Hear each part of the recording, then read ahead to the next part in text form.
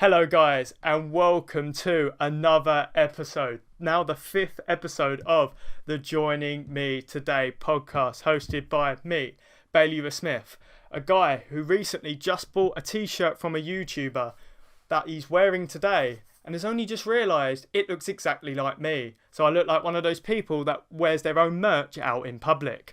But anyway, today I've got another fantastic episode lined up for you guys. I've got another fantastic guest.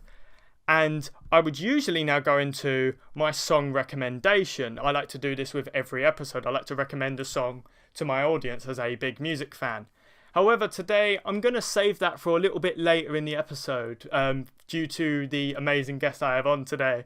So anyway, let's stop dilly-dallying around. I'm going to go straight into this interview. I'm so excited to get it started.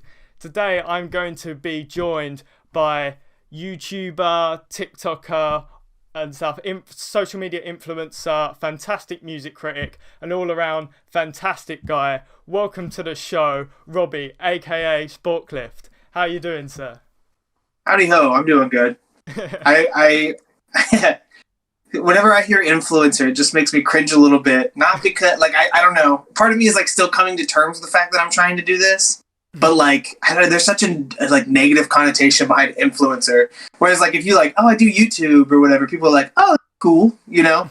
Whereas if you're I'm trying to be a social media influencer, the people who say they're trying to be an influencer are the people who you don't want to be around in public. You know what I mean? Yeah. It's kind of like hipster. You know what I mean? Mm. If somebody called you a hipster, you're like, oh, okay, whatever. But if somebody's like, yeah, I'm a hipster, you're like, never mind. They're like, I shop in, I shop in charity shops like Goodwill. I'm so hipstery, and yet they just watch all the trending Netflix shows. They don't go right. They get they like the aesthetic of it. They get the pumpkin spice latte. Yeah, it would be interesting. I think that's when I've been listening to you talk has been very interesting to me because I haven't talked with a lot of people from the UK. I don't know where from. I assume Britain, based on the accent, but I could be very wrong. I'm not even gonna try and guess where in Britain because I don't know that accent's worth anything. So it's always interesting to see the differences in cultural details. Pumpkin spice latte, that works both ways. But I've been watching, or not recently, but me and my wife watched Love Island a couple of months ago, and I was not saying that's the best representation of Britain, but just some of the things that the slang and stuff. It's always very interesting to me to hear the difference. And so I don't know, you see a lot of that. I've been listening to more artists recently who are not from the US. So I'm hearing more things that I'm that doesn't make any sense to me. You know what I mean? For example, this isn't musical, but whenever I was younger watching Doctor Who, and there's one of the Matt Smith episodes where he talks about a jammy dodger, and those aren't a thing here. So we were what is that? And so we had to look up what a jammy dodger was. So it's it's interesting running to the cultural differences, especially now that I'm hitting it in music. Very interesting to me. It's quite funny and stuff hearing that because I feel sort of as a British person I feel because so many things are so Americanized and stuff like that, it's hard to kind of be oh, I hear things from Americans and I'm oh, I haven't heard that before, because a lot of it's so you just hear about it from TV and all that. But for I'm guessing you as an American, when you hear stuff over here and stuff I know a lot of British American sweets, so Warheads. I've actually tried Warheads, funny enough, and Mike and Ike's and all that. I hear them and I know, but Jammy Dodger, right. What's that? Yeah, well, I think what's interesting is I think there's a little bit of perspective being in the US of the country is so big, state to state is basically different countries. There's some through lines culturally, but for example, I'm in Texas and the big restaurant here is Whataburger. The big fast food chain is Whataburger. But if you go up to as far north as Tennessee, they're just getting a Whataburger there. Like Whataburger is a South thing, like mostly Texas, very little outside of that. Same with like In-N-Out burgers, mostly on the West Coast, and then there's a couple other ones that are like pretty regional. So I grew up moving around quite a bit, so I'd move somewhere and be like, "Oh, you guys know about this thing, right?" And they're like, "No, we don't have Buc-ee's up here. What the hell is Buc-ee's?" So like I feel like there's a little bit of that already built into the US, but I feel like you get a lot of people who don't go anywhere, like they don't travel or move ever in their life, so they don't have the like social awareness of like how different even the states are from each other. Oh yeah, I definitely agree with that. Like you see, you'd see something like sort of like California and stuff like that, and then sort of just upstairs to it is like Oregon and stuff. And I know there's quite a few similarities, but it's very different. LA people are very different to like your Portlands and a bit further Washington or like Las Vegas, right? Or even like you were saying about like with Texas. Like when I think of Texas, I feel like it's quite different to Tennessee. I think of like music, and you think Memphis and sort of Jack Daniels, that kind of thing, and then Texas very much sort of, you know what I mean, that more sort of cowboy, that sort of more that, you know, love of American football and stuff. Sports is everything. Like that's what I more associate with Texas. Like yeah, I see what you mean. It's definitely interesting, like because some states are so big, like Texas, for example, compared to like Rhode Island. Rhode Island is tiny. I say tiny because I don't actually know the mileage compared to like other countries in Europe. So I mean, it might be like the size of Ireland. I don't really know, but you know, but like Texas is so big that like you run into pretty much everything in Texas, like in the US. Like if you traveled all through, like there's mountains, beach, desert, forest, you know, all that. And then there's like super democratic cities like Austin and super Republican cities like Houston. Like you get super rural and super urban. Like there's such a vast difference even in just the state, where like if you are in Tennessee, you're pretty much getting the same thing throughout the whole state because it's smaller. I mean, there's definitely differences. Memphis and Nashville are very different cities. I lived in both, but just incredibly, I don't know. I feel like driving 50 miles in any direction, you're going to run into people who have no idea or have very different ideas of like what the standard is. Yeah, and speaking of driving though, I still find it crazy sort of funny enough, I was just researching one day. I was like, I wonder how big Texas is compared to like the UK. Texas, I believe, is actually bigger than the whole of the UK, which is crazy to me because traveling from like the bottom of England all the way to the top of Scotland and stuff like that in the UK, I think like, how is that just Texas? How like that's like how long of a drive is that? Well, you're talking like 15 to 20 hours, which probably how many hours? Nothing. Yeah, so like for instance and stuff, for me to go to what would be the next state and stuff, I could go out of here in any direction. I could be out of it by about an hour and a half. Yeah, it's so much different. That sounds about right. Whenever I don't know if you heard much of it, you know, this Southwest I think is mainly an American airline. I don't think it really affects the UK at all, but around Christmas there was Southwest, one of our bigger airlines, was like, I think they had to cancel like almost 20,000 flights. Like it was a huge deal. And I was flying to Tennessee because that's where my in-laws are. And we got there, but then the flight back got canceled. And because they had canceled so many flights, all of the rental car companies were out of cars. And so like we got lucky where my parents and her parents were both off work. But her parents had to drive us down to Arkansas, and my parents had to pick us up. And we spent 12 and a half hours on the road because that's just how long of a drive it is. And that's not even like, if you were to drive from Tennessee or from Texas all the way up to, you know, Maine, it would be like, you know, 35 hours, 40 hours probably. I don't actually know the math on it. I know that from here to West Virginia, it was like 24 hours growing up was the drive we would make.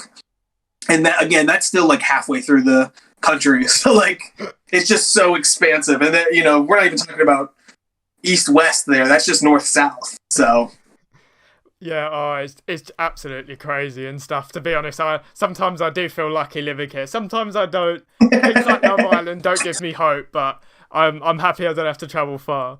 But anyway, and stuff. Speaking of the UK and stuff, you were saying about you've been listening to more music from outside America and stuff. Speaking of that, you've been doing your own project and stuff. Big project of yes. listening to new artists and stuff, or artists and stuff. You've then took a more deep dive into their like discography. I can never say that word right and stuff. Yeah, I felt very pretentious when I first started this. The amount of times I started saying the word discography, it gets people.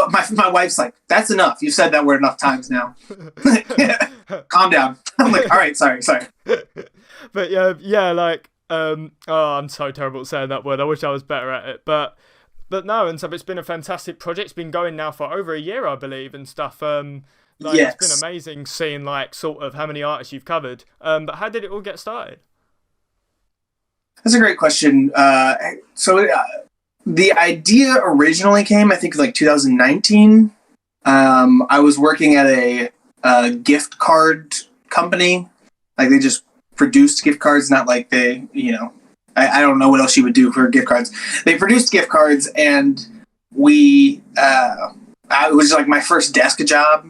So I was just there 40 hours a week, 8 hours a day, just sitting there at a desk. So I started listening to podcasts mainly, but there was like 3 that I was really into at the time. Most notably, like Welcome to Night Vale, which is a great and very interesting like humor storytelling one. But I caught up on all like the main 3 ones that I was listening to. So I was like, oh, man, what am I going to do now? I'm tired of listening to the same 4 or 5 artists that I always listen to. There's a bunch of Tyler the Creator and Panic at the Disco and like just the same stuff over and over, front bottoms. And so I just started asking people on Twitter like, hey, who should I listen to? And I did like 3 artists at the time, but I didn't really have anything to keep me going on it. I did like Sugar Ray, Justin Timberlake. I feel like there was one other, but I don't remember who it was. And I made a video on Twitter about Sugar Ray, but after that, I just kind of stopped doing it. I don't know why. And then I got laid off because of COVID in 2020. I started working for a warehouse because that was like where I could get a job. And I'm not supposed to listen to music, but I started actually listening to music there again. And one day, I was already making TikToks. I had been doing it like trying to do like comedy stuff and different things on TikTok for a couple of months, and I'd kind of fallen off on doing that. And so I was like, you know what? I think I want to start listening to artists again like that. Maybe I'll find some more stuff to do. So in like September of 2021, I think I picked this back up with my first one being Rihanna. I made a video on here and it did well. And I didn't think I was really going to even stick with this until I did Mac Miller pretty early on, and that video did well. And then I did MF Doom, and that one did well as well. So I was like, well, making videos every day on these artists is helping me like stay focused on the task at hand of like continuing to go. And it was, I mean, more than anything else, just a journal for me. Like I kind of hate the word vlogging too, but that's kind of what it is. Like I'm more or less like I'm trying to help other people find music, but at the same time, I'm kind of vlogging for myself. Like here's the albums in the order I liked them. Here's if I did or didn't really like the artist. That way, if I go back and I'm like, it's been forever. Did I like them? And I go, oh yeah, I like this album. Let me throw on some songs from that one. And I go, oh yeah. So that was kind of how it got started, and now it's just continued on because I have made myself the habit of filming, and so now I feel like I haven't missed a day yet, and I'm very impressed. I've almost made it 500 days, and I haven't missed uploading a day, and so now I'm like, I get stressed out if I'm like, I'm gonna miss today. I can't not do it. So like, it keeps me going with it. It keeps me focused and not like, oh, I'll take a break, type deal. And like that level of dedication and stuff, you see so many people start things when they're like, I'm going to start doing, I don't know, like gym videos every day. I'm going to show my progress. And it'll be like 20 days and then they'll stop and stuff, or it'll be very broken up. But it's nice to see Right. someone who's stuck with it and stuff. And the fact that you're like, no, I've got to do it. You know, I've got this streak going. I'm going to do it. And the content as well, like, you know, like, even though it's daily and stuff, like, and even though people say, oh, you know, it's quick, it's a minute. But I think your content and stuff like that is fantastic compared to a lot of other things where like seeing and stuff like on the platform. So you know what I mean. I think your reviews I are appreciate great. that. Might not agree with all the opinions, admittedly, but you know I respect it. Most people don't. I find that I have a not a very agreeable opinion on most music, is what I've found. I get a lot of angry people just being like, "That's wrong," and I'm like, "It's art. Like you can't have a wrong opinion about it. You can have an unpopular opinion, but not a wrong one." And they're like, "No." It's like, all right. All right. Some people are just going to listen to AGR. It's just how it is. I know. But I'm trying to think now of one where I was I can't think of anywhere. I remember there was one I did see and I was like, oh, I don't know about that one. I can't think which one it was. I really Might have been one of my overrated ones or my least favorites. Ones that have made people really upset is that I said that the Velvet Underground was overrated. I said that Playboy Cardi was one of my least favorites I've listened to. That made a lot of people upset. I ranked Golden Hour by Casey Musgraves not at number one, and that made a lot of people upset.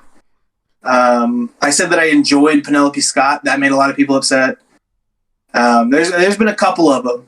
That's one thing that I found out from doing this is people on the internet are ruthless, especially when there's the anonymity. Yeah, that's anonymous, whatever that word is. The anonymity of you don't have to put a name or a face on a TikTok account. Most people just create them really quickly so they can watch TikToks. It's never to make anything or whatever. So they just come on and they just start attacking you for stuff, and you're like, goodness gracious. It took me a while. It took me probably over a year to finally like disconnect from it. It was fairly recently that I've like not read every comment that came across my page, because like there was some that I was getting like, I get heated about some things because I'm like, people will go on and just immediately say you're wrong about it. But it's like, I've looked it up. I've researched it. Now, don't get me wrong. I say wrong things all of the time. I'm not like, I don't, with the way that I do like my content, kind of having to rapid fire them out. I don't always have the time between having a job and a wife and a family and stuff like that to sit there and like deep dive, research everything. But like a lot of the times there's at least some reason or merit behind why I say what I say. And it's like mostly like, oh, this is the artist's most popular song. And people just do not want to hear it, especially older people. I find like older people do not want to agree that they're like, for example, I made a video a while back about not Johnny Cash specifically, but about most popular songs from artists that are covers, And I did Johnny Cash on there, saying that Hurt, which is his most streamed by a lot on Spotify, being his most popular. And a lot of people were like, wrong. And I'm like, okay, I understand why you're saying that, because it's not his best charting songs. But like, popularity in music is really hard to quantify, because you can use the chart success of it, but for an artist like that, who these songs came out, or his most best charting songs came out like 50, 60 years ago, the people who would have bought that music at that time, most of them are dead now, which is unfortunate to say, but like a lot of his core audience that charted that song are no longer around. So now you have mostly people who were alive when he put out Hurt, and that song was used for, I can't remember one wrestler. There was a wrestler who died. They used that for like a tribute song for him. There was a couple different like major cultural moments that they used that song for, that now if you asked everybody on the street, like, old, young, whatever. Maybe old people would be like, his most popular song is Walk the Line or Man in Black or Folsom Prison Blues, whatever it is. But if you asked everybody, name a Johnny Cash song, once you got to a younger generation, more people were going to say Hurt than they're going to say Walk the Line, because that's like the only big one now. You know, it helps some of the older songs every time a new Johnny Cash movie comes out, because it's always named after his old songs and there's more old songs in there. But like, when it comes down to it, I feel like Spotify and YouTube are like the best numbers to quantify popularity now, because that's showing you what's popular now, you know? Yeah. I don't know. Yeah, you're 100% right and stuff. It's quite funny, you were saying about younger generations, if they were to name a Johnny Cash song, they'd say Hurt. Admittedly, Hurt is the only Johnny Cash song I actually know and stuff. Like, exactly. Like, it doesn't hurt the fact that it doesn't hurt the fact that Hurt is not a country song necessarily, you know? Whereas country used to be like such a prominent genre, especially in America. But since the 90s, it has not been. 90s was like the peak popularity of country music. And so now that there's not that giant cultural influence of country music, like, I used to be able to name almost every country music artist on the radio. I couldn't tell you more than 3 that are on the mainstream radio now. Like, my family listens to country and they'll put it on and I'm like, I don't know. It's rather Walker Hayes or Luke Combs, or there's one other guy, Morgan Wallen. So it's like one of them 3. There's only 3 I know currently. Like, I know other country artists now, but when it comes to pop radio, those are the only ones. So because of that, like, with country not having that sort of popularity anymore, obviously old country is not going to be in the forefront of a lot of people's minds in this generation. Like, it just doesn't make sense. Yeah, because it's not part of the current culture, is it? You know what I mean? Naturally and stuff, people are and stuff going to know more about what they're being exposed to. Like, you know, we would have, you know, like, let's say on like sitcoms, for instance, you know what I mean? If they still had a lot of the sort of old style and stuff like that, you know, we didn't have then Friends and Seinfeld come in and stuff. You would be like, oh, I know all these old sitcoms before all them, and oh, that's the style we know. But no, people are now going to say, name a sitcom. They'd say The Office, or they'd say Office, yeah. like Brooklyn Nine-Nine. They're going to know what they know, innit? Office, Brooklyn Nine-Nine, Modern Family. It's going to be a documentary style. Yeah, because things change, styles change, innit? Right. Yeah, 100% agree with you. And sort of on that same lines about pop radio and stuff like that, I also would like to know, obviously you're listening also to a lot of modern artists and stuff, and I definitely know you're a person who observes a lot of what's going on in the current music industry and like the current scene. What would your kind of opinion be on where music is at right now, especially in terms of like the charts? I think that this does go into the popularity conversation, like what song is most popular. I think that I've done a bit of research on it recently about like what quantifies an album sale now, and that, you know, that's a big factor of what hits the Billboard charts is album sales, right? I'm not sure if that's the only factor, but it definitely is one of the biggest factors for them. And the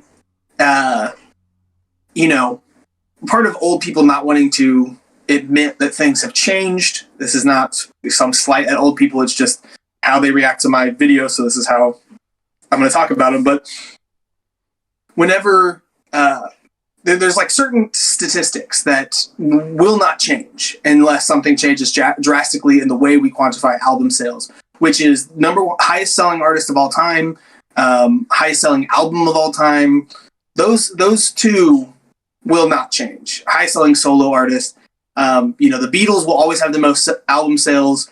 The highest selling album of all time is going to be, I think it's Eagles' greatest hits. No, I think it's Thriller. I think Eagles' greatest hits is number 2. Thriller is number 1. And then solo artists, I think it's Garth Brooks. But these will never change because the way they quantify music sales now is that a physical buy is a sale, obviously. A digital download of an album is a sale, or a digital download of, I think, 12 songs. Like, you know, if somebody buys a single off the album, 12 different people download it, then that counts as one album sale for the album. And then I think that if I remember correctly, some of the radio play affects it, which just helps the top 40 stay in the top 40. And then streaming numbers. Now, the streaming numbers is where it's really jacked up. I don't remember the exact numbers on it, but I want to say it's like there's premium streaming services and then non-premium. And the way that these are divided, I have an issue with. But premium is like Spotify Premium, YouTube Red, those, Apple Music, whatever, the ones you have to pay for. And I think it's every 120 streams of a song counts as a sale for that song, which is ridiculous because if I buy an album on, I would be lucky to listen to it. Even if there's 12 songs on there, I would be lucky to listen to any album I bought 20 times. There's some that you're going to have that happen, but I've bought albums and listened to them once and said, never mind, and threw that out. But that counted as an album sale. You know what I mean? Not threw it out. You get what I mean? And then when you get to non-premium streaming services, I think it's like double that, like almost 300 streams to count as one sale, which makes sense for like Pandora, where you cannot pick what song you play. You just pick a radio and it plays a song at random. It's like how this really shouldn't help them the same way as putting on the radio in your car shouldn't really help them with sales numbers. But YouTube, non-premium, counts as a non-premium streaming service. So even though I'm typing in and searching a song on YouTube to play the specific song I want to play, because I'm not paying for it, it counts as less of an album sale for them, which I just think is ridiculous. But because of that, and the weird way that things are, and I don't think that they're modern enough with what the music industry is actually, not that the music industry I don't think is caught up to how the modern day consumer is using music. So the numbers on the charts I feel like are super screwed up, and that's how you get the industry plants like Gale on the charts, and that's how you get Taylor Swift being 12 or the 10 spots on the charts one day, or one week. It's like the only reason this is happening is because Taylor Swift is one of the two artists that still generates physical sales on albums. It's Taylor Swift and Adele. And Adele blows Taylor Swift out of the water, if you look at the numbers on it. But, so because of that, like, I think that the modern day music, in terms of just the charts and how they look, are super jacked up. Because if it was going more off of streaming numbers, if you look at, like, the top streamed songs throughout the year compared to the, like, Billboard songs, the top streamed songs are a lot more hip-hop, and a lot more Latin music. So you get more like Bad Bunny on there, and Daddy Yankee, and there's one other one, J Balvin is another one that you see on there some, and then you see more hip hop. I don't have any good examples from this year of like hip hop artists that would have made it, but I've looked it up recently for like the last year or two, and it's a lot more of those two genres than it is like just your bubblegum pop. Like you'd still have your Harry Styles on the chart on the top and your Taylor Swift's on there, but you wouldn't see a lot of these industry plants on that if it was just about streaming numbers. So that's how I think about it. Now, when it comes to like, I don't know. Are you asking about that, or are you asking about like how I just feel about how it sounds? Just literally just what you feel like when I ask that question, what you feel and stuff, if that's what you feel. And you covered a lot of even just like sort of like what we see on the charts and stuff as well. You were saying about how a lot of people would say, oh, the charts is just filled with like, rap music and, and all these new people I don't know and stuff. But like you said yourself, like Latin artists, for instance, they completely dominate and stuff. You see, I think Bad Bunny last year was the most streamed artist worldwide, which you would think is crazy. I don't know when he was exactly. I think it was only for like a month. But he was the first non-English speaking artist to be the most streamed on Spotify. Which is crazy. And I don't remember exactly when that was, but it's still an impressive feat to hit. It's crazy when you think about it as well, because like, you would think, oh, well, English is the most spoken language in the world. Surely it would be an English speaking artist. But no, it's because there's all these different industries. Like the music scene is this big thing, and because Right. streaming's now in place and stuff, different markets stream in different ways, and sort of that's also another big factor, and it kind of concerns me with what, like you were saying about with the charts and what affects it, and some of what's affecting the industry is like it's not the infrastructure of the charts is not built for the modern age. Like It's not. I Yeah. don't think it's fair that like for instance, physical sales, right? That's mostly gonna go to like people like older people who are still going to buy old songs. So let's say, Bruce Springsteen, I believe, brought out an album 2 years Hmm. ago. He will get a lot of physical sales, but then his streaming numbers might be a lot lower than everyone else, but he's going to be shot off the Right. charts because he's all these album sales are going to be worth as much as, like a new album by the 1975 or something, which, is Right. controversially not fair. But I like I think another statistic that helps to push this narrative about how physical album sales should not be counted so heavily compared to streaming numbers is I can't remember who, but I saw a video on TikTok the other day where they talked about how this is the first year since I can't remember when, it has been 30, 40 years, where there has been more vinyl sales than there was CD sales. And how many people own a vinyl player? You know yeah. what I mean? Like, almost everybody still has a CD player in their car, but nobody's buying physical CDs. Yeah. So it's like the medium that most people would need to actually listen to it. It's not even a prominent form. I can't remember exactly what the history of it was, but they had to. So whenever they first started, right? The change of mediums and the change of technology and music, it has changed the way they chart things before. This wouldn't be the first time they change it. They're just overdue for a change. Like whenever they first started doing album sales, the single on vinyl was the most prominent form of buying and selling music. So you had to sell twice as many singles to go platinum as you did full albums, because so many people were buying them. That's why when you go to a music store, a record store, there's like 1,000 singles that they're like, give me a penny and you can take them. We don't want these.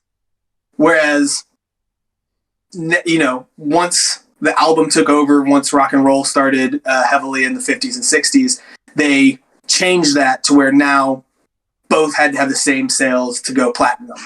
But like, it's not the first time they've had to change it. So I just don't know why they're taking so long. I do know why. It's because of money. They're not going to get as much money if you don't buy the album. So they want artists to basically be door-to-door salesmen for their own physical media. Like, come on, guys. That's why Taylor Swift's numbers are so high, because Taylor Swift fans are collectors. They like having the vinyl and having the CD and having the collector's edition. And, when you have, I think I don't know if she's the first, but she's about to become a billionaire. She's like really close to becoming a billionaire.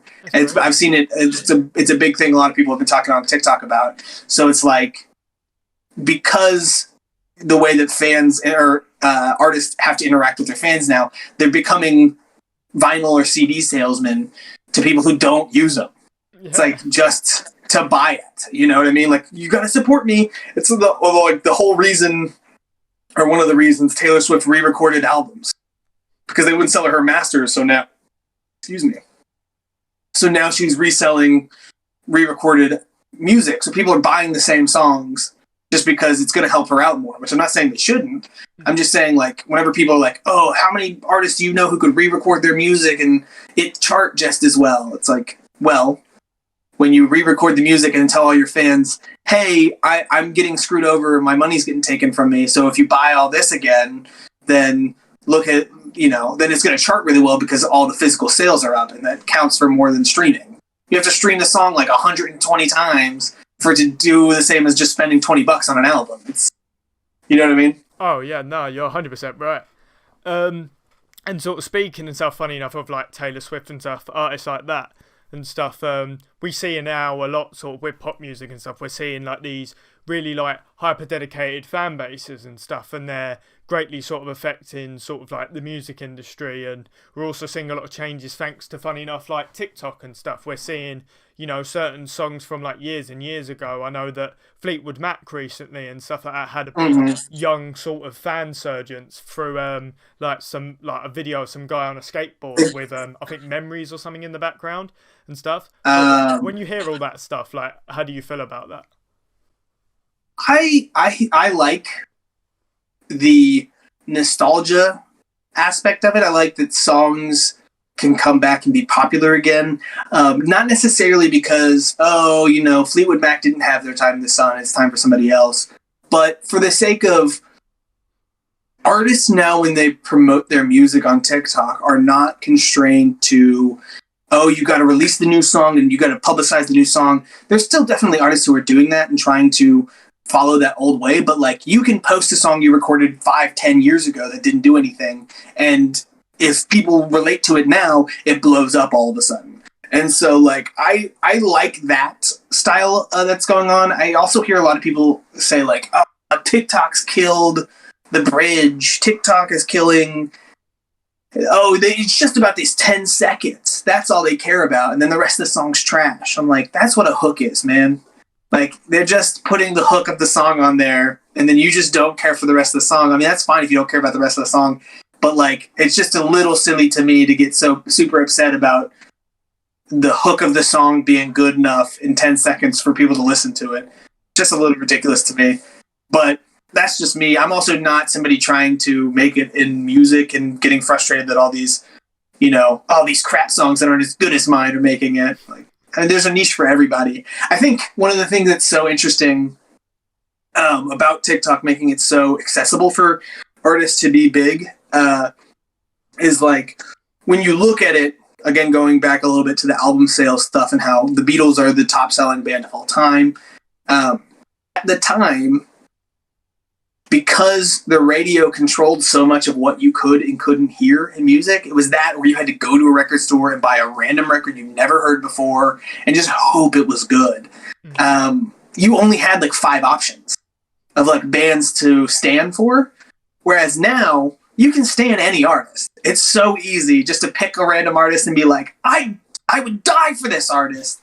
So, like, now you have BTS stands and Taylor Swift, the Swifties, and you got Ye stands, and, you know, they're split up more to where you will never have that same purchasing power that the Beatles have to be able to just put out any album. And not saying that they didn't put out good music, but, like, they could have recorded a dog farting for an hour and they would have had people buy it. You know what I mean? Like, it was the Beatles. They were so big.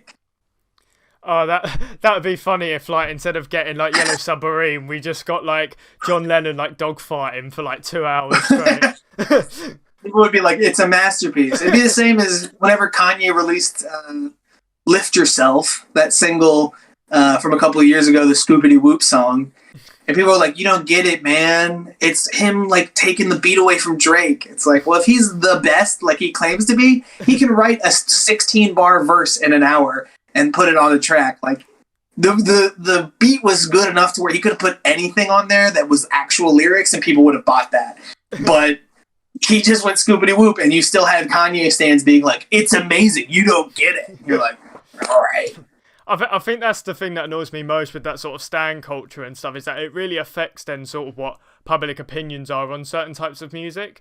So it'll be like any album they put out. Like, I see it a lot because sort of, like, by coincidence and stuff, a lot of the artists that I'm into, a lot of the bands that I'm into, tend to have like really like sort of strong like stan fan bases. For instance, the 1975 and stuff. They're getting really popular. That's probably the opinion you didn't like by me then. Because I'm not a big 1975 guy. Admittedly, I'm not really a big fan of the 3rd and 4th album. I do quite like the first album. I do think it helps, to be honest. Funny enough, going back to what we were saying earlier, I do think it helps a bit sort of being British. Like, when I hear it, it feels like a very sort. It reminds me of like early 2010s Britain and stuff like that, and what our culture was at the time and all that. So I feel like I can connect with it sort of that way, and the stories he tells. I think the second one's the best one, and I really like the new one, Being Funny in a Foreign Language. Being Funny in a Foreign Language. I quite like that one. That's quite good. It's very U2. Oh yeah, 100%. And he I has a haven't bit of listened to YouTube yet, but I know a couple songs. that. He kind of has a bit of that Bono energy in a way, Matt Healy, and Uh huh. I don't know if you've He seen what he's been doing. Yeah, Matt Healy, he's got a larger than life persona, and I can see how easy it is to kind of fall in love with him as a person, and like just be intrigued with his like relationship with like his fans, and I watched his interview with Chicken Shop Dates. I can't remember her name at the moment, but I enjoyed that, and like I definitely see it. It's just music wise, like when I don't have any of that behind it, I'm like, it's just not my style of thing. He hits too much of that pop rock sound, kind of like the main. But one thing you mentioned where they're British, I feel like that plays a giant role. Not for everyone. Like the U.S. is like, again, the U.S. is so big. If we were just like anybody from the U.S. we support, it doesn't really work. But like Texans are like that. Like Texans are like Texas country. Like they're from Texas. We got to support them. And I find myself falling into that sometimes, but not necessarily about like random red dirt country Texas artists, but like Beyonce. Like I was never a huge Beyonce fan because her stands always kind of annoyed me growing up. But I was like, she's from Houston though. She's from Texas, Same with like Megan Thee Stallion and Travis Scott. Well, until Astroworld, I was like, I gotta like Travis Scott though, because he's from Texas. Like, I feel like that plays a huge part in it, and so I think it's very interesting once you step outside of that. Like, I think the country that is most overlooked musically is Australia. I feel like they have such great music, but because there's the US and England, like when it comes to English music, people are like, who cares about Australia? But you got a lot of great artists from Australia. You got King Gizzard and Lizard Wizard. You got Ballpark Music. You got the Beths, who are New Zealand. They're not Australia, but still. And then for New Zealand, you got Lord as well.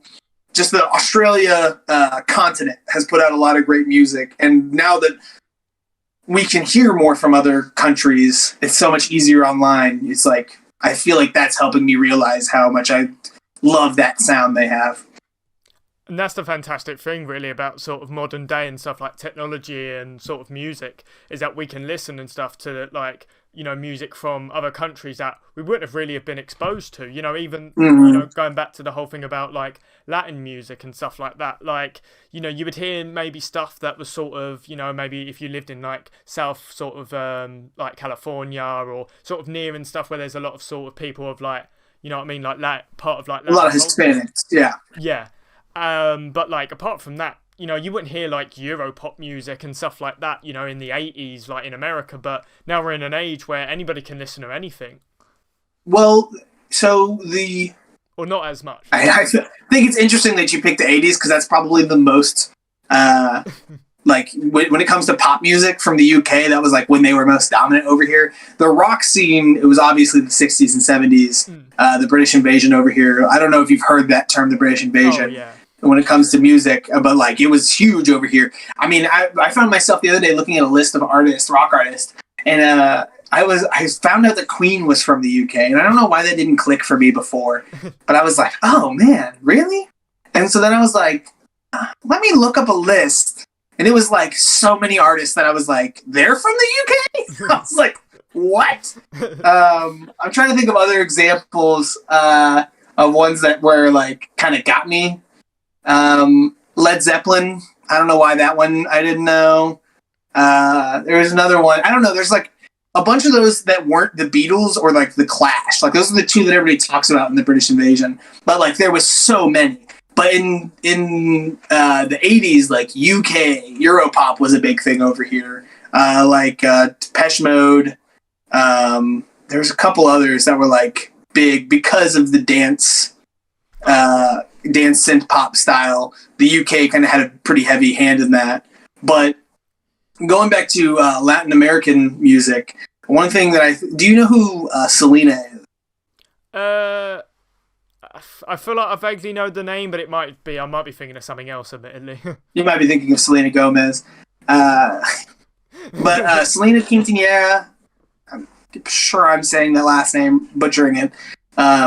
So there's a movie about her that Jennifer Lopez plays Selena. That was from like the early 2000s.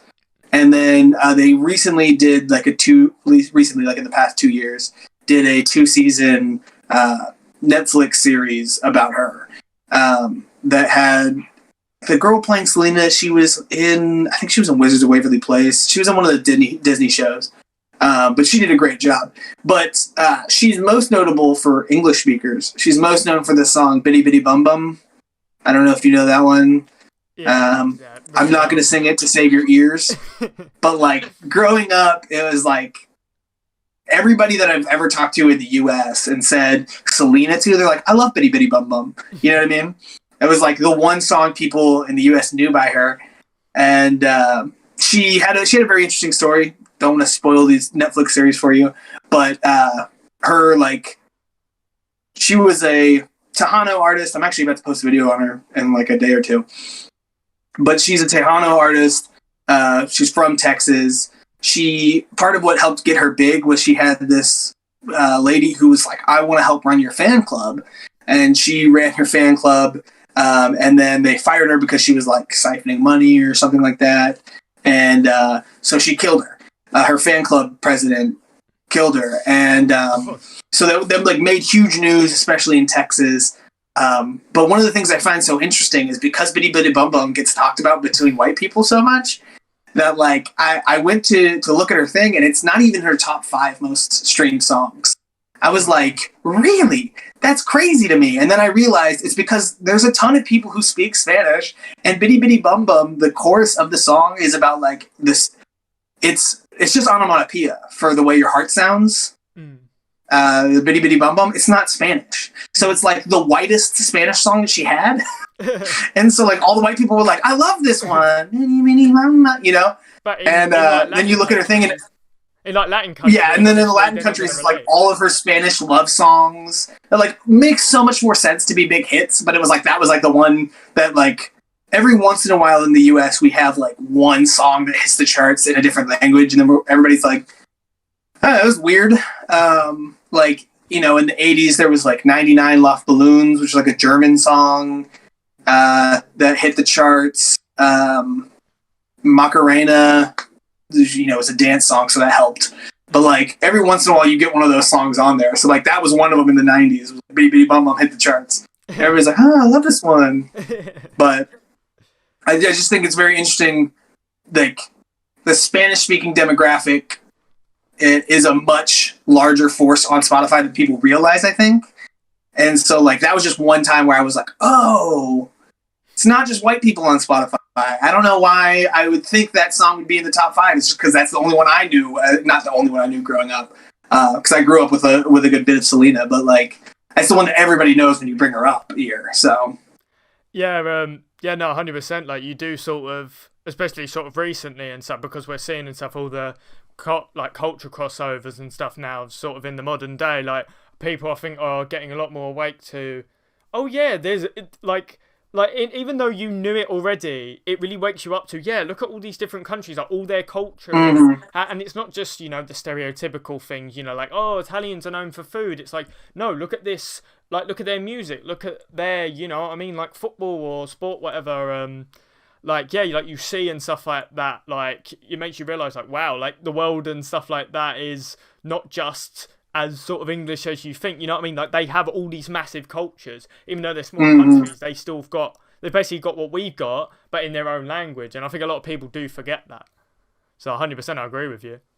Yeah, I think the reason that the like English speaking music has been so harped on for so long is like, you know, especially in past years, we've seen, you know, the K-pop artists have been switching over to doing English albums. And like one of Selena's big things was her whole career, you see it in the movie and in the show, she's trying to put out an English album, but they won't let her. They're only letting her put out Latin music. And so like there's this, I feel, desire from a lot of people because the US is such a cultural powerhouse to get their music popular here. That way it gets put in English like movies and, you know, or US movies and TV shows, so then more people see it worldwide. I feel like they feel like that has more reach to it. But now because of TikTok and, being able to just put your stuff online, we're seeing more of a crossover from other languages, which I would like to see more of, because there's a lot that I've been really enjoying from other countries. Some not so much. Have not been a huge fan of Norwegian and Eastern European metals.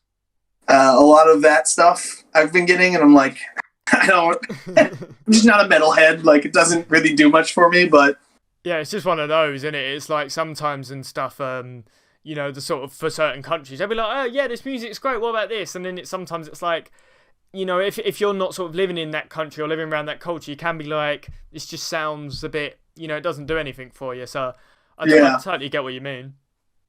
I feel like that is the kind of the downfall for country music in the past years has been, so I don't know how much you know about the history of country music, but I grew up around country music. I grew up in the South. So whenever the country music hit like the big plateau in the 90s, Garth Brooks was like the country artist.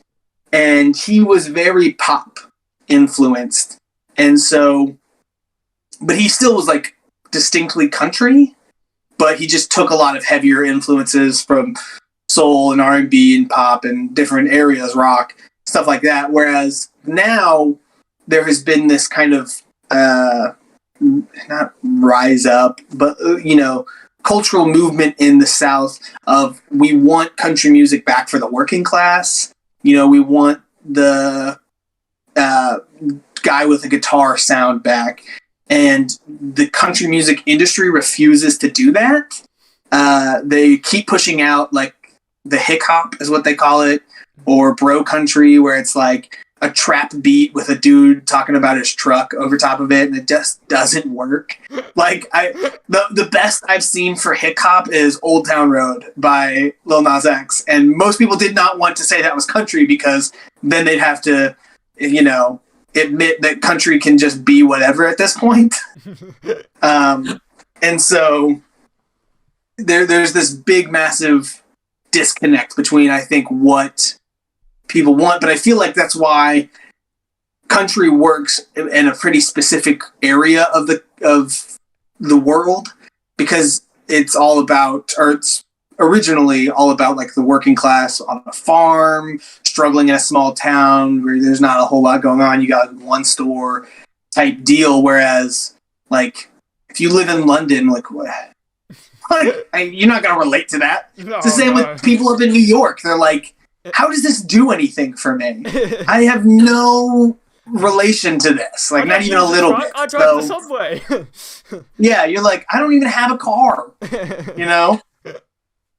And that's another thing. I saw a video about how there's no, like, the U.S. doesn't have a rail system like that. Like a cross-country rail system compared to, like, China and Japan and all these other countries that have these high-speed, intricate rail systems. So you can get from one side of the country to the other in an hour or two on a train, compared to we have to fly or drive. And a lot of people are terrified of flying. So, especially in the South, like Southern people hate flying. So they all drive everywhere. So like the truck is a huge cultural thing for them. Like this is my horse, basically, which was the huge thing for them back, 100 years ago. So yeah, it's just another one of those things of like, it helps it work in a specific niche. But once you step outside of that, you're like, I can see why other people are not in this. It's quite funny because like when you say that, it makes me think a lot of how I feel like a lot of sort of people outside of Europe and stuff like that, they'll view sort of like, oh, the UK and stuff like that, and sort of other European countries, they'll sort of think that our cultures are quite close together. But somebody who lives in the UK, and stuff, I do feel like, and I'm not sort of getting into all like the politics, whatever. I just mean more culturally and stuff like that. Right. I do feel it's okay. I wouldn't understand any of it politically, anyways. I didn't want to offend any because I don't want to go into it. It's just a lot Brexit Right. and all that. I don't want to. Yeah. But yeah, like in terms of our cultures, I feel as a British person, like I relate a lot more to America, Canada, and Australia than I do most of Europe and stuff. So like for instance, like a lot of like sort of Euro sort of pop stuff, like even as a British person, it still sounds very like sort of from some like a completely different sort of realm and stuff to what I'm sort of used to and stuff like that, and sort of what a lot of other people would be used to. And I do find it quite interesting where people will be like, oh, like, Europe music, you know what I mean? It's all like, they're all similar and their cultures are so similar, but it's like, we are like so like different. Like, Right. if I was to visit France or like Italy, it would feel so different. I was gonna say it's the same as like the U.S. compared to Mexico. Like you cross a border and a very different sound. Like Yeah, oh no, 100% and stuff. It's quite funny because we compete in the Eurovision Song Contest. That's a big thing across Europe. But again, another thing over here, until about this year, the Eurovision Song Contest and stuff. For those who don't know and stuff, it's like a big sort of song contest we have across Europe, and the UK is terrible at it. Like not until this year and stuff, we even really cared. And so it was like when people say Eurovision, they'd be like, oh, in the UK, they'd be like, oh, who cares about that? The rest of Europe, it's like a massive deal. It's like this big event. They have big national things on TV and stuff like that. It's this big event and stuff. And it's like quite funny how people would just sort of be like, oh, look at all Eurovision Song Contest. Like when they show Americans and stuff, they'd be like, oh, look, it's all together and they all like it. And it's like, yeah, most of our people hate it. It's just quite funny how people just lump people together into like one group. Yeah, it's you see that some even in the States where like not necessarily with like events like that, which I will say I think this is the first year I saw Americans caring about the World Cup, which I thought was very interesting because I kept up with it and I was very happy Argentina won. Not that was I was cheering for US, then I was cheering for Mexico, and then well now I'm cheering for Argentina. But with like. Do you know what Mardi Gras is? Do y'all have Mardi Gras? Oh, yeah. It's big in, like, Louisiana and stuff, isn't it? Yeah, so it's big in Louisiana. I used to live down on the coast of Mississippi, which was, like, 2 hours away from New Orleans. Or as they say, Nolans. And I had lived in Tennessee and Texas and different states my whole life. And, the majority of Mardi Gras celebration for us was... we'll come in and have like a party in class on Tuesday on Mardi Gras, and that's it. They might give out some beads at school or whatever, like, oh, look, this is Mardi Gras. But then I went and was living in like that close to New Orleans, and it was a week long, like no school for a week on the week of Mardi Gras. We're having parades like every other day. Like the week before, everybody's bringing king cakes to school. Like huge cultural thing, whereas you drive an hour, 2 hours away, all of a sudden nobody cares about it. So it's like, I totally get that of like, there's things that are just bigger in some areas, and though other people observe it, they don't necessarily like focus on it like that. I think this is, I'd always heard of Eurovision growing up, because like, ABBA won Eurovision way back in the day, and like, so what is it? Sweden and most of those like Norwegian countries usually do pretty good at it. I had never really taken it that seriously because I mean I've always loved music, but I was never like this like let me pay attention to what's coming out and like think about it all the time as I am now. And I saw something last year about Eurovision, and I was like, probably should have watched that just for like the fun of it. Like if I care at all about the world's music scene, like that feels like an important thing to watch, but because I mean I don't even know. I guess I never thought about like, oh, the UK is into it. We don't talk about it. Like the only time the Eurovision ever gets brought up in the US is when you're talking about ABBA. It's like, oh yeah, ABBA won Eurovision. You're like, oh, okay. Like I don't know why I forgot it still happened until last year, and I was like, oh yeah, Eurovision. Okay, yeah, I forgot they were doing that. it's just so far removed from us. Like European music outside of the UK doesn't really hit in America. Like some Irish, like Hozier, will hit, but like mainly British and Irish. Irish is even kind of doesn't happen a whole lot. Whereas like German, French, Spain, Italy, none of those like even touch our charts. Yeah, it's totally different sort of thing. Sort of like, well, I have noticed as well and stuff like that. The popularity though of Eurovision, it's starting to become a lot more of a worldwide thing. I know that especially because last year the winners, Maneskin and stuff, they were from Italy and stuff. I don't know. Maneskin, yeah. Yeah, they'd won last year. Is that how it's supposed to be said, Maneskin? I believe, yeah. I'm quite a massive fan of them. Their song "Mamma Mia" actually got on my number one and stuff of my. I use Apple Music, so my Apple Music sort of like replay, like Wrapped. Right. And yeah, I mean they've obviously been big here because of begging. Oh, yeah. But there was another one that I heard by them that I really loved. I haven't listened to them yet. I think I have to check. I think that they've just entered my queue, so I think I will be listening to them soon. But I heard a song from them a couple like before I started doing this. It's just like I want to be your slave. Yeah, I think or something like that.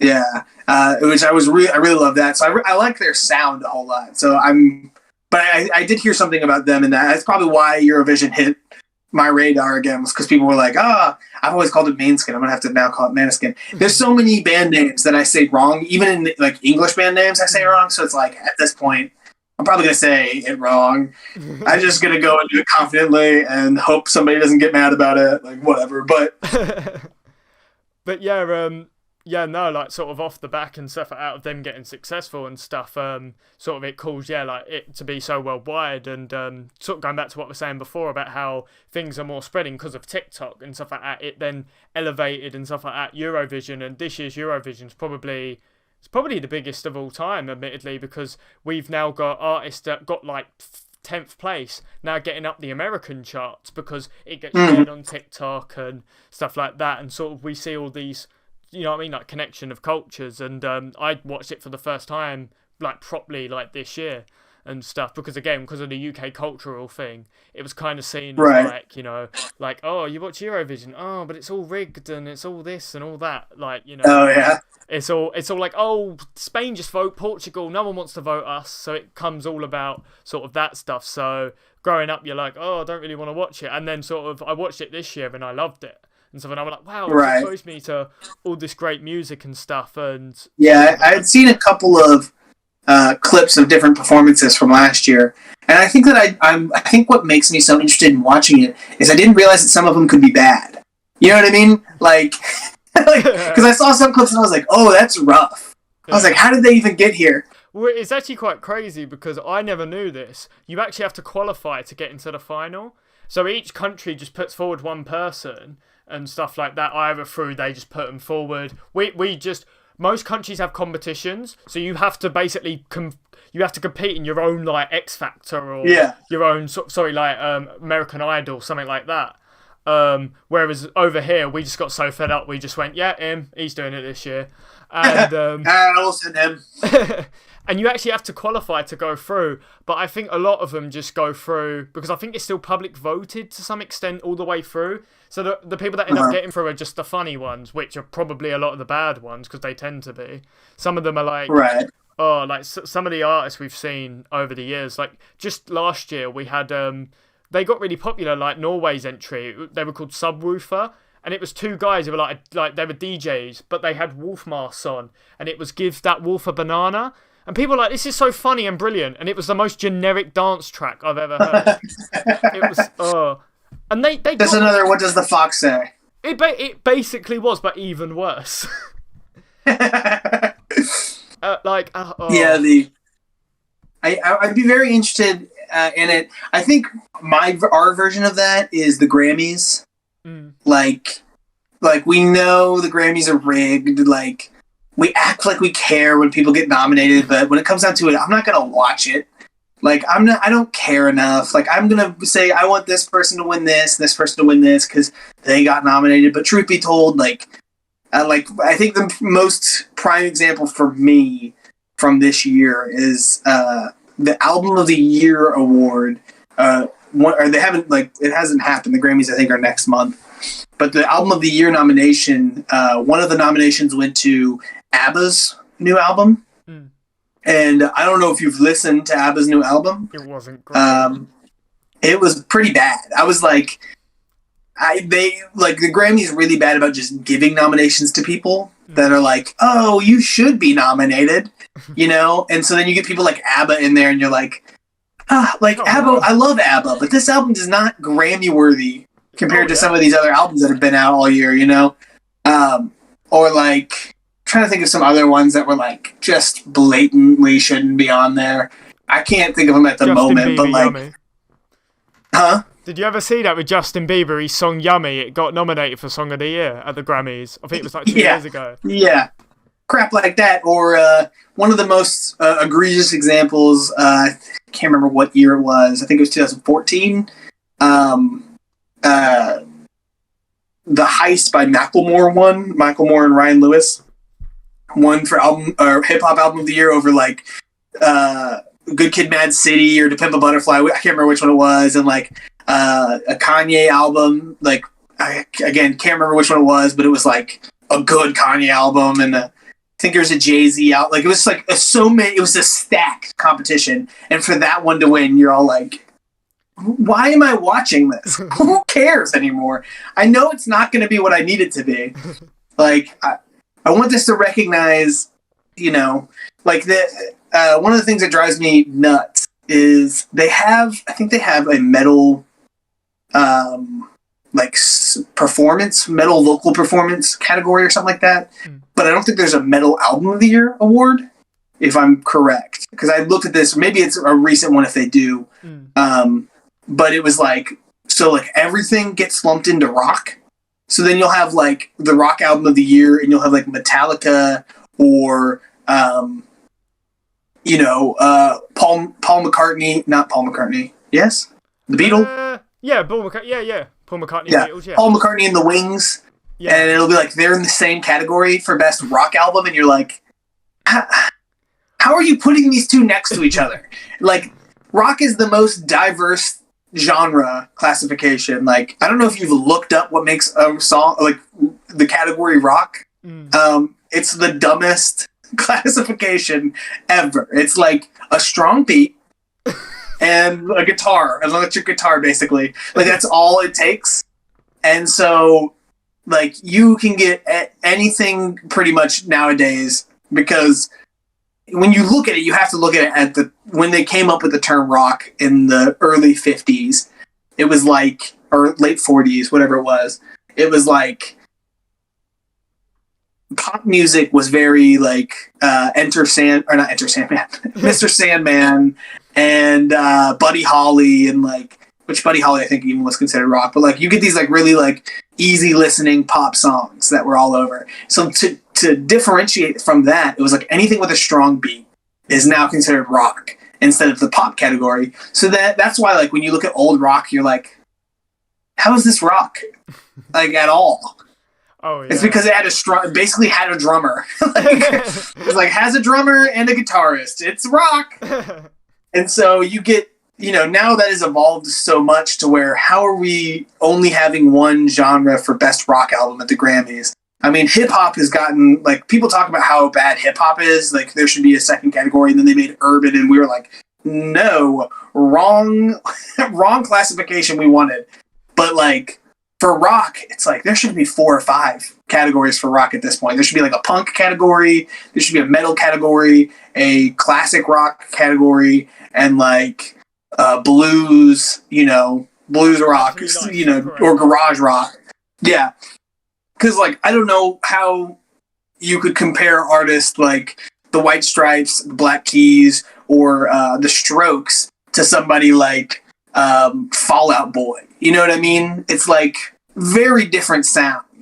Or Sabaton, or, I'm trying to think of other like not death metal, because Sabaton's not death metal, they're power metal. But like metalcore bands like A Day to Remember. It's like, how are any of these in the same category? I don't know.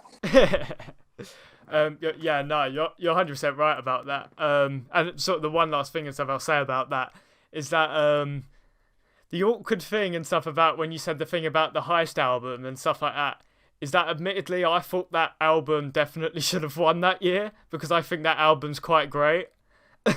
I'm a massive Macklemore fan, and I think that album was like, I can explain. I can definitely put my point across. Okay. Like for Hit me with me, it. I felt like it was able to sort of mix together and stuff like that. A pop sound that everyone can like, but in a way that it was sort of, it was infusing then sort of that typical hip hop sort of sounds and stuff, that sort of rap style that I felt like sort of stood out. And I felt for me, it had sort of a song like Can't Hold Us was on that album, and that was very much like a anthematic song. Everyone could get behind it, and it's got elements of like rap in it, which is then fast with the anthem, so it all feels big and sort of orchestral, but without the orchestra, if that makes sense. And you get like Frisk Shop, which is it's basically a comedy hip hop song, but that sounds amazing. You take like Tenacious D and, for instance, and other comedy bands, it's like they sound good, but it's not wow amazing. I feel like that was probably one of the best comedy songs of all time, like in my opinion. Well, first off, Jack Black's amazing. Oh yeah. Second, no, so like I get what you mean, but here's the issue with it, and this is the issue that most people have with this hip hop category and the way that it is now. So if you think about it now. Whenever rock was huge in the 60s, right? And the Beatles were everything. They were a pop band, but they were, like, when you look back at it, you're like, they're definitely rock, but they were pop. And the same goes into, like, the 80s when you get hair metal bands like Motley Crue and Journey, and Journey's not hair metal, but they're like arena rock. Like, those arena rock, hair metal type bands, they were pop bands, but they were rock, very obviously rock. This shift for now, the most popular genre is now hip hop. And so because of that, now anything, but the Grammys don't want to admit that now. And so anything that has any sort of rapping in it or hip hop in it, they don't want to put in the pop category. So like The Heist should have been nominated for Best Pop Album, I think. But for it to win for Best Hip Hop Album, it just doesn't make sense to me, personally. Sadly, and stuff like that, going a bit sort of off that and stuff, we're starting to get towards the end of this interview and stuff. It's been great chatting to yourself and stuff. We're getting into the final and stuff, 2 questions and stuff like that now and stuff. If you've watched my episodes before and stuff like that, you'll know what the last question is. But the other one and stuff like that, well, you'll actually know what it is because I referenced it earlier and stuff. I'm now, usually, and stuff, as I said earlier, I like to provide a song recommendation and stuff to the listeners and stuff. But seeing as I have and stuff yourself on and stuff like that, a music critic and stuff, and you've listened to so much sort of music, I wanted to save it for this section because I would like to ask yourself and stuff, and this will kind of serve as your song recommendation for this episode for the listeners. What is the best song you've heard doing your whole listening to a new artist every day? That's an extremely hard question. And it has to be a new one. I'm like when it comes to songs and music and albums, I'm kind of like the parent or grandparent who's like, "Oh, I love you all equally." It's really hard for me to pick I don't have any favorites, But I also hate when I ask people who their favorite artist is and they go, "I don't have a favorite." Like, yeah, you do. If I were to say like the songs, you gotta bear with me a little bit. I'm rough on names of songs because I usually get them in just this quick passing. One is a Gorillaz song. I have 2 that I really loved from this past year. I'm sure there's others, but these are the first 2 that come to. Well, okay, I'll say 3. The first one is the Gorillaz. I think it's from Demon Days, which is I think 2004, and the song is called. It's like Every Planet We Go To Is Dying or something like that. I'm not entirely sure what the exact name of that one is. Great song. It was the first time I'd actually gone through a full Gorillaz album, and that was the one that really stuck out to me. I've heard other people say other songs from that are like the best one, but that one just like the groove on it. It was just very well put together. usually it does better whenever they shock me. You know what I mean? And I'm like, oh, was not expecting that to like this as much. So that's that one. Two is Zach Bryan's song Billy Stay, which is from American Heartbreak, my favorite album from the year. A very long song. I think the whole thing is a very long album. I think the whole album's worth it, but it's like 3 hours or something like that. It's 2 hours, but it's still like an incredibly long album. But the song is about a old couple, and the husband is losing his mind. It's like one of the few songs that made me cry this year. So that one just got me emotional. And then the third one is Way of the Triune God by Tyler Childers. I usually don't recommend so much country because I know most people aren't a huge fan of it. But I do think Zach Bryan and Tyler Childers hit... Zach Bryan hits more of a folk style of country, and Tyler Childers hits more of a... And this album is a gospel album. And Way of the Triune God, it's a great song, but what makes it so interesting and why I'm suggesting it is because the album is called Can I Take My Hounds to Heaven?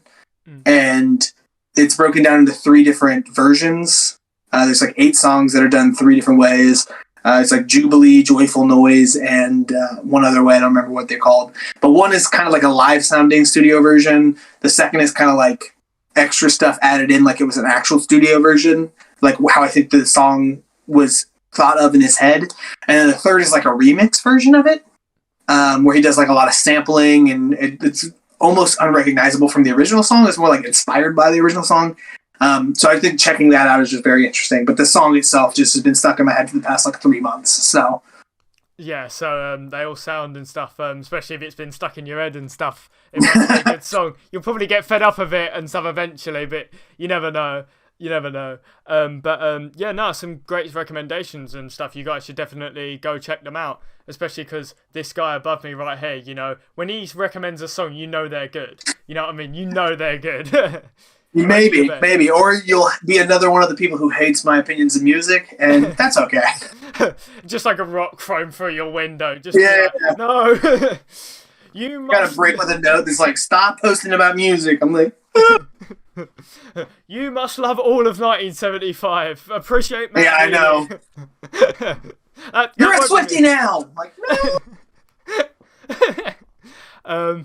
So yeah, and stuff, like I said, some great recommendations. You guys should go definitely check them out and stuff. Now it's time for myself to give some song recommendations and stuff. I'm actually going to give 3 myself and stuff, just like yourself. Usually I do just the one, but you know, I want to join in the party and stuff. I'm gonna give 3 recommendations. So the first one and stuff I'm gonna give out, funny enough, going back to Australian music, funny enough, this is from a band called Sapphire and stuff, I believe it's pronounced, and it's a song called Bye Bye.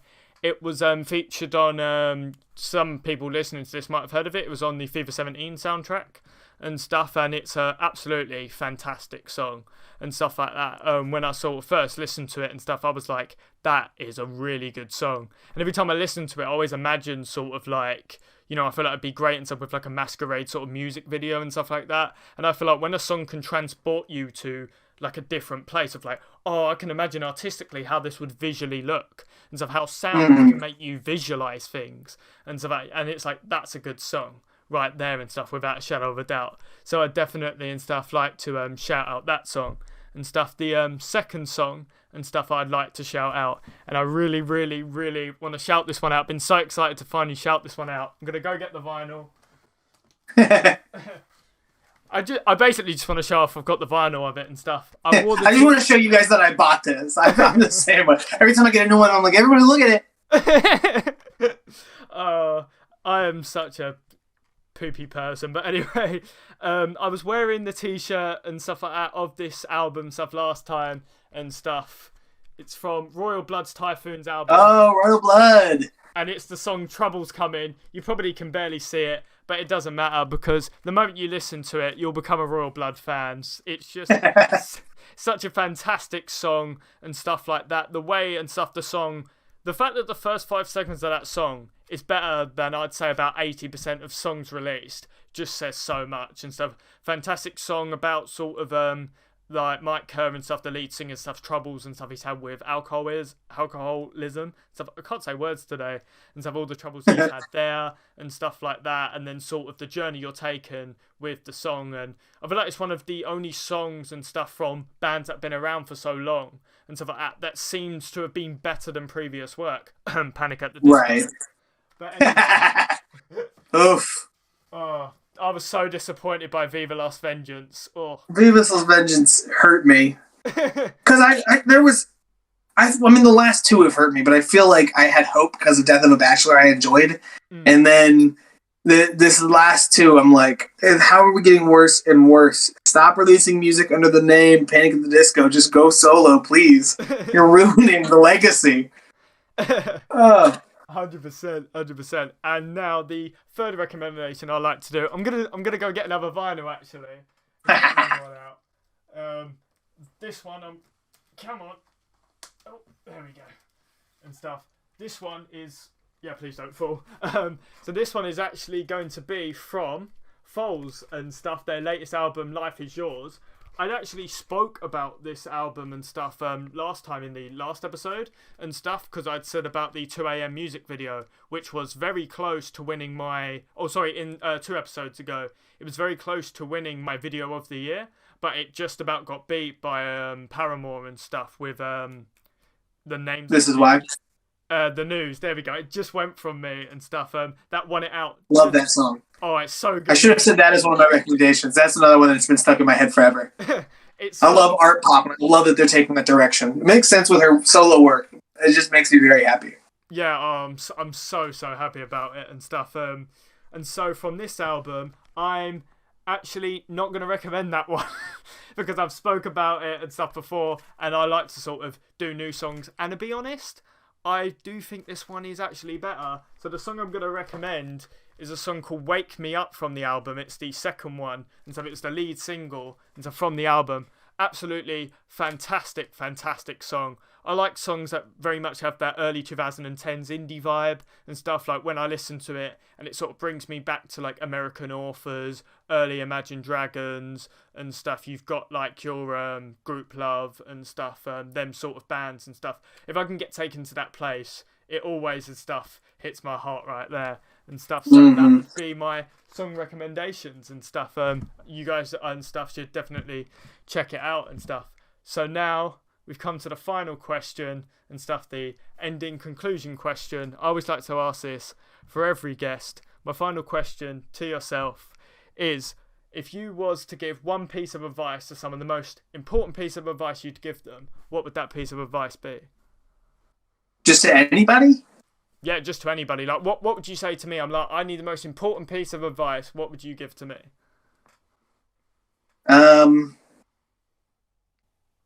Just sort of words you live by and stuff. Advice that I've always loved is you can be the smartest person in the world, but if you don't know how to communicate that, you're stupid. Because you get a lot of people who get so tied up with knowing things that they don't know how to talk about it. And that, you know, once you lose the communication aspect, your knowledge can only go so far. So I've always loved that advice. Yeah, I sadly, I feel like I'm sometimes like that and stuff. I know a lot of This is not pointed based on you you tripping over words today.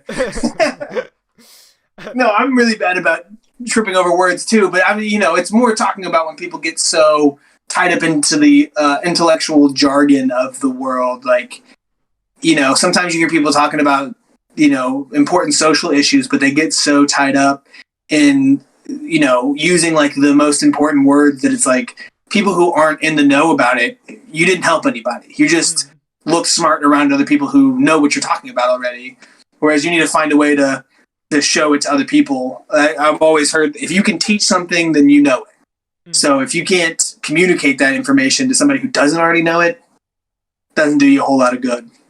Yeah, 100% and stuff like that. You're definitely right with that one. And unfortunately, all good things must come to an end and stuff. That has been the end of an amazing interview. I'd like to say thank you for yourself for coming on and stuff. It's been fantastic and stuff. Thank you for having me. It's been a fun time. I always enjoy getting to nerd out about music stuff. And you guys should definitely go check out his channel and stuff like that on YouTube or his TikTok and stuff. He's also on TikTok and stuff. Sportcliff, absolutely fantastic stuff over there. And yeah, that's the end of the episode. So hope you guys enjoyed this episode. Hope to see you guys for more. Peace out.